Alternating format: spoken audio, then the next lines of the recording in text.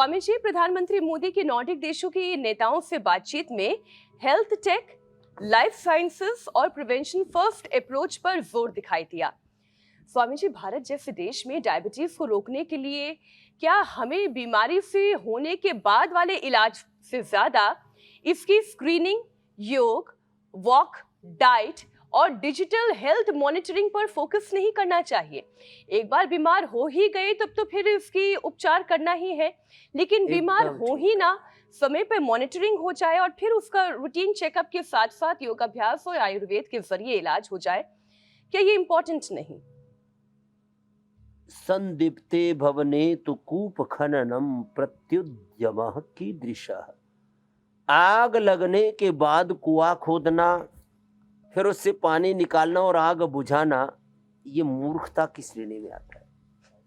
ये अब मैं कहूँगा कि ये मेडिकल साइंस में जितने भी प्रयत्न चल रहे हैं, ये ज्यादातर मूर्खतापूर्ण प्रयत्न है कि पहले आदमी को जंक फूड खिलाओ, खिलाओ पिलाओ, फास्ट फूड खिलाओ, सिंथेटिक दवाइयाँ, और पूरी जिंदगी को जहन्नुम बना दो, और फिर उससे कहो कि हम तुम्हारे लिए ये उपचार, ये आविष्कार लेकर के आए।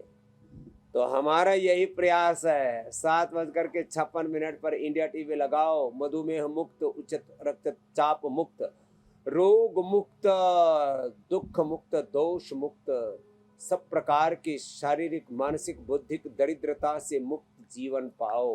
तो यही तो प्रयास है कि रोज उठ के एक बार मंडूकासन, योग मुद्रासन, पवन मुक्त आसन। कितना आसान है। 2 आसन कर लो, पवन मुक्त आसन और मंडूकासन, और 2 ही प्राणायाम कर लो, कपालभाति, अनुलोम विलोम, और देखो कैसी जिंदगी संवरती है। तो ये तो करना ही पड़ेगा। योग होगा तो रोग होगा ही नहीं।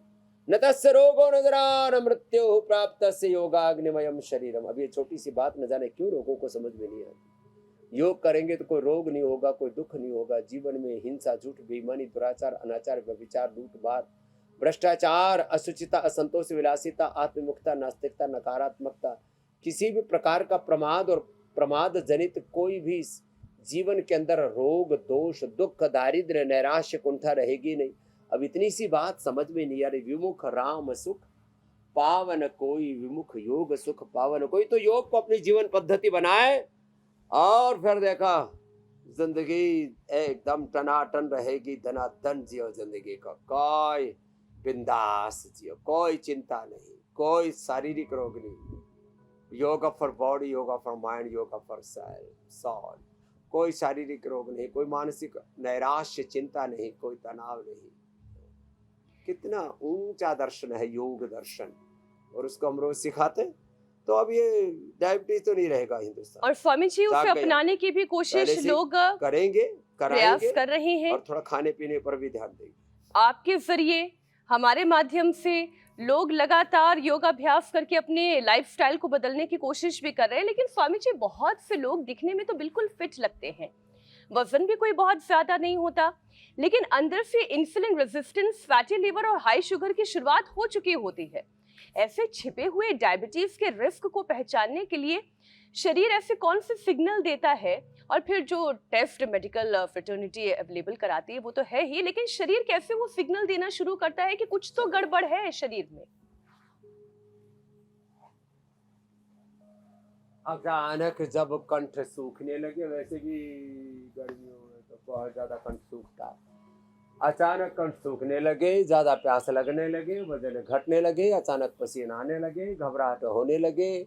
सिग्नलिंग, पूरा शरीर तो सिग्नलिंग पर चल रहा है। 37 ट्रिलियन सेल से एक क्षण के भी 1 करोड़वें हिस्से में, अब इतना समझ में नहीं आएगा, 1 सेकंड में 1 लाख से लेकर के 1 करोड़ तक, 1 सेकंड में 1 करोड़ तक सिग्नल एक एक सेल से, और 37 ट्रिलियन मल्टीप्लाई बाई 1 करोड़ कर लो। अब इतने सिग्नलिंग एक साथ हो रही है। तो ये अलग अलग सिग्नलिंग होती है।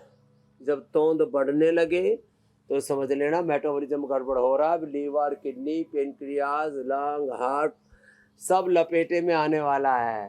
तो भैया ये भी एक सिग्नल है, ये टमी मत बढ़ने दो। फिर सिर में भारीपन सा होने लगे, अचानक बेवजह गुस्सा आने लगे, तो समझ लो बीपी बढ़ रहा है। आंखों के यहाँ पर थोड़ी सफ़ेदी सी आने लगे और थोड़ा दम फूलने लगे तो समझ लेना कोलेस्ट्रॉल बढ़ रहा है। अचानक वजन घटने बढ़ने लगे और बॉडी का बैलेंस बिगड़ने लगे तो समझ लेना थायराइड गड़बड़ हो रहा है। अचानक हीमोग्लोबिन घटने लगे, कमजोरी लगने लगी तो समझ लेना लिवर किडनी के फंक्शंस गड़बड़ा गए हैं। चेहरा का मुंह का जो रंग है मटमैला सा होने लगे तो किडनी फंक्शन गड़बड़ हो रहे, क्रिएटिनिन बढ़ रहा है और सूजन आ जाए शरीर में तो समझ लेना यूरिया भी बढ़ रहा है, प्रोटीन लीकेज भी हो रही है। तो ये भूख कम लगने लगे तो आजकल तो जो भी ज़्यादा फैट वाला खाना खा रहे हैं, नमकीन, बिस्किट और तमाम तरह के fast food, readymade food, packed food खा रहे हैं, फैटी लिवर का खतरा बढ़ता ही है। भूख, गैस, कब्ज, इनको हम ये सोचते गैस कब्ज की समस्या थोड़ा सा ये तो सबको ही होता होगा, ऐसी बात नहीं है। तो क्या करें, जैसे ही कोई भी सिग्नल आया तुरंत अपने आप को संभाल लो। जैसे ही थोड़ा वजन बढ़ा, सो तक नहीं पहुंचना हार्दिक की तरह, पहले ही संभल जाना। हार्दिक भी संभला, दक्षी उसकी बहन भी संभली, लेकिन थोड़ा ऊपर साइड में चले गए। तब 100 पर जाकर के लगा अरे ये तो कब होना चाहिए। अब दक्षी कह रही बाबा जी मेरे को 60 किलो करना है। हो जाएगा बेटा। तो वजन बढ़े ये सिग्नल है कि मेटाबॉलिज्म गड़बड़ है। एनाबॉलिज्म, मेटाबॉलिज्म के गड़बड़ होने से पहले ही समझ जाओ, एपोप्टोसिस के होने के पहले, एपोप्टोसिस गड़बड़ाने लड़खड़ाने से पहले ही समझ जाओ तो कहाँ मोटापा, कहाँ बीपी शुगर, कहाँ कैंसर, कहाँ ऑटोइम्यून डिजीज होगी। इसलिए बॉडी की प्रॉपर सिग्नलिंग होती है योग से। ताड़ासन करो, तिर्यक ताड़ासन करो, त्रिकोणासन करो, कोणासन करो, पाद हस्तासन करो, कटचक्रासन करो। देखो कितना आसान है। और हम तो यहाँ पेड़ पौधों के बीच में, निसर्ग के बीच में, निरामयम का एक कितना सुंदर परिवेश है, प्रकृति के बीच में, प्रकृति और संस्कृति का उपासक ये देश, ऋषि ऋषिकाओं के वंशधर हम सब राम कृष्ण हनुमान की संतानें और उनके उपासक कहाँ हम खो गए न जाने, कहाँ कैसे बीमार हो गए। बीमार होना तो मैं तो कहता हूँ बहुत बड़ा पाप है। जो रोगी होते हैं, बीमार होते हैं, खुद भी दुखी होते हैं और घर वालों को, घरवाली को, परिवार को, बच्चों को भी दुखी करते हैं। तो मैं अच्छा थोड़ा ऐसा होगा नहीं, यदि मैं बीमार पड़ जाऊं तो फिर तो कितने लोग आंखों में आंसू, अरे बाबा जो सबको ठीक कर रहे थे वही बीमार पड़ गए। बाबा बीमार नहीं पड़ने चाहिए। क्यों?